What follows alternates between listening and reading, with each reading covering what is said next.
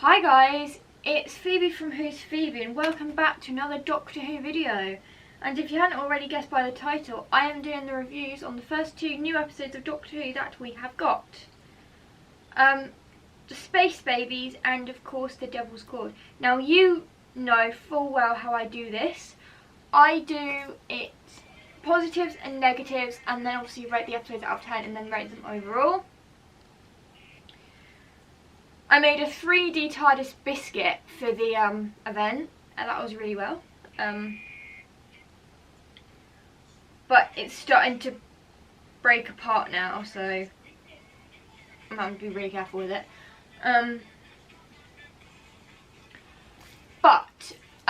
So fortunately, Space Babies, I didn't enjoy it as much as I thought I would. I thought this was going to be a really great episode.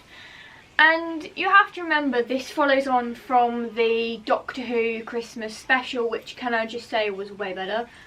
This follows on from that, and I feel like, no offence to Russell or anything, he's such a great writer, I just feel like this was a weak start to Series 14. Because, as much as I liked the dynamic of the episode, I loved the Doctor and Ruby's vibes. I thought it was really good, their friendship and their relationship so far. I just thought that it was maybe lacking, and I feel like because they go to the far future and then they're on this baby farm, I felt like it was silly. As in, like, the babies were talking and I felt like that was very like, as much as I would have liked to see more of it, I feel like it wasn't quite good enough to go into my favourite Doctor Who episode list. It is definitely an episode I would rewatch if I had to, if that makes sense. Obviously, it's one of those episodes I would rewatch if I had to. But personally for me, I felt this was a weak contender. Mostly because you had talking babies. Now, just to clarify, these babies were fully grown adults. They just hadn't grown correctly. So they hadn't grown up to be adults. They were still in baby form. And the bogeyman was basically just a story and made out of snot. Disgusting. And I loved Scooty Gutwell's vibes in this. I loved him being the eccentric doctor he is. And just really kind of owning this episode. Unfortunately, however, I do have some bad things to say about it, and I will be going through that now.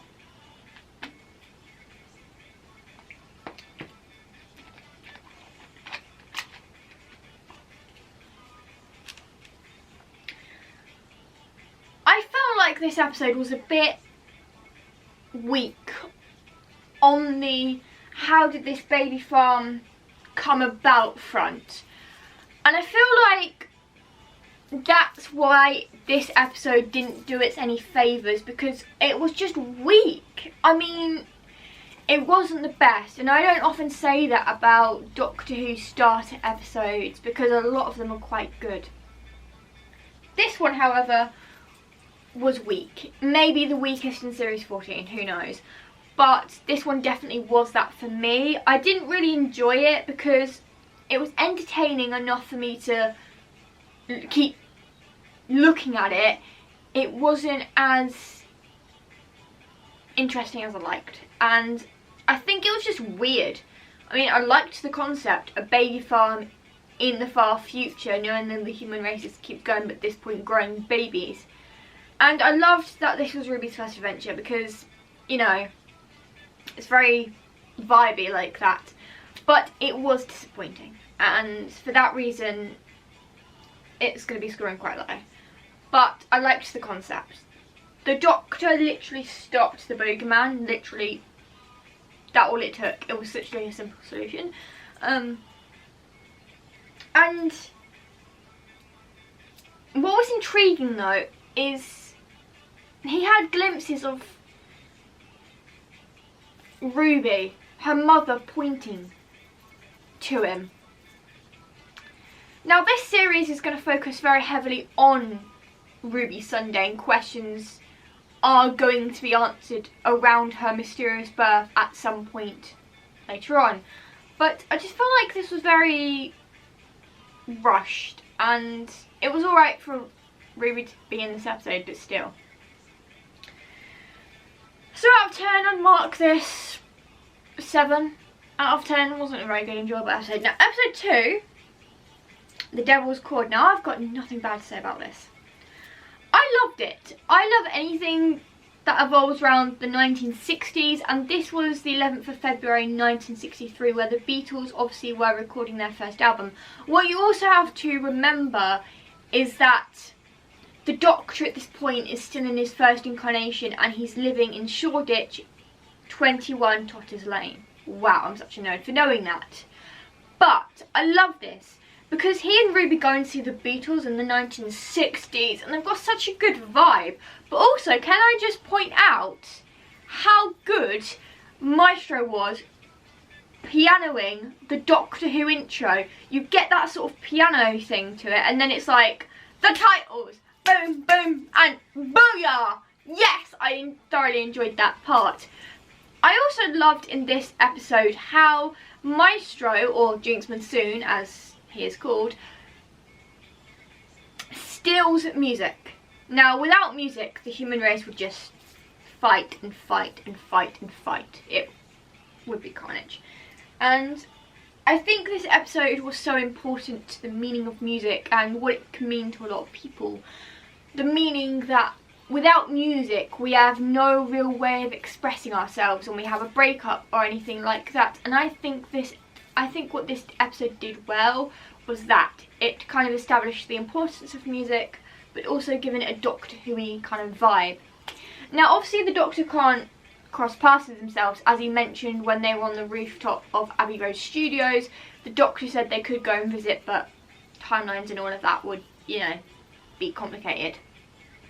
So I felt that was very, very vibey for the episode, about timelines and everything like that. And I also love it, however, in the first episode, how Ruby gets a TARDIS key right at the end of it. I'm fine with that. Happy for her. Glad she's becoming a companion of the Doctor. I also, in this episode, the second one, The Devil's Cord, love the vibes of the Doctor and Ruby. Like, I mean, when she talks about clothes, he literally grabs her hand, take her to the TARDIS web, and he says, "I've got wigs galore." And the Doctor comes out wearing this blue suit and this black afro, and Ruby comes out wearing this black and white dress with this 60s hairstyle. God, I loved it. I love their outfits in this episode. So they definitely blended in okay, and I was definitely okay with Jinx Monsoon being the villain in this one. Also, what I found interesting is the fact that the Maestro is a child of the Toymaker. What? Like, my jaw literally went, my jaw literally dropped. That's like a jaw-dropping moment in this situation. I was like, oh my god, child of the Toymaker! Ah! So, yeah, that was, very, very interesting. Because, like, when Ruby is, like, sat in Abbey Road, like, on top of the roof, and the Doctor's like, "I know how to play the piano," you suddenly see these hands coming out of the piano, and then the giggle, and then, like, Maestro's going, "You cold," in this really, really sinister, creepy voice, and I thoroughly enjoyed that. I think the Maestro is now going to become one of my favourite new Who villains in this, because, like, new Doctor Who villains that they've ever done, because it was really, really creepy. I literally had shivers down my spine when that happened. And I also love this. I love how it was so simple to destroy Jinx Monsoon. Like, we were also, like, getting some kind of answers about Ruby as well. Like, when the Maestro has her tied up in this, like, music, whatever you call them, you know, things like music things, whatever.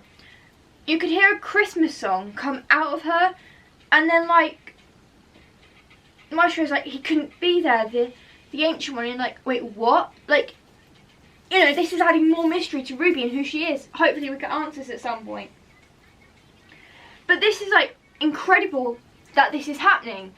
And then the doctor's like, and then like when he lets go of Ruby, it's like music battle. I mean, like, I loved that scene. That was definitely my favourite. Like, the doctor starts playing the piano, then you've got the maestro playing the thing. Oh, by the way, there is a spoiler warning on this. I probably should have led with that. And then Ruby joins in, and then it's like 2 against 1, and then it's really, really cool. And then the doctor starts, like, pressing the chords to get rid of Maestro, but he can't think of the last one. So the piano goes out into the corridor, and then Maestro sort of takes, like, locks Ruby in a not in a violin, that cello, yeah, cello, and then locks the doctor in a drum, and then suddenly you have Paul McCartney and John Lennon outside in the corridor on the piano, and like they're remembering what Ruby and the doctor said. I do love the conversations that the doctor and Ruby have with Paul McCartney and John Lennon. I feel like a bit disappointed they didn't talk to the other 2 members of the band, but you know, can't have everything. But I love how they just like press the piano and suddenly Maestro goes back into the piano. So it wasn't actually the doctor who saved the day, it was Paul McCartney and John Lennon who saved the day in the end. That was like, I was like, brilliant, Beatles saved the day. The doctor can't buy this thing, but the Beatles can. And then that musical number at the end, there's always a twist, there's always a twist, there's always a twist at the end. I loved that. Strictly Prose, hell yes. The Doctor and Ruby dancing away, I loved that. That was such a Doctor Who thing to do as well. I mean, I was a bit worried that this episode would be too musical for my liking. You know, I was a little bit worried that it was going to be like so musical, but it wasn't that. It wasn't musical at all, really. I mean, they used no Beatles songs. They just added their own Doctor Who song right smack bang into the middle of it. And I am very happy they did that, because I loved seeing Shirley Ballas and Johannes and all of the Strictly Pros dancing away. It made the episode, I feel, more magical that way. And I don't often say that about Doctor Who episodes. Trust me, if you go back to a lot of my old reviews, I've never said magical before in any of my reviews at all. So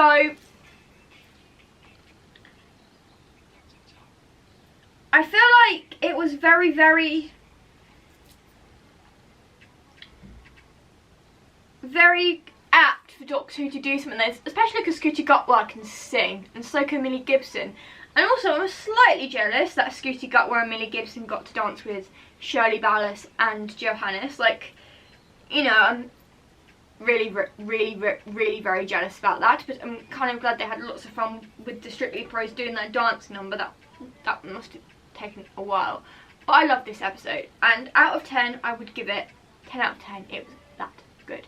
If you enjoyed this video, please give it a thumbs up if you did, and make sure you click the subscribe button and click the bell to make sure you get notifications every single time I upload. And for now, I'll see you next week for another Series 14 review. But these are the first 2 reviews, and I thoroughly enjoyed the Beatles episode, and I will definitely be rewatching it tomorrow, the next day.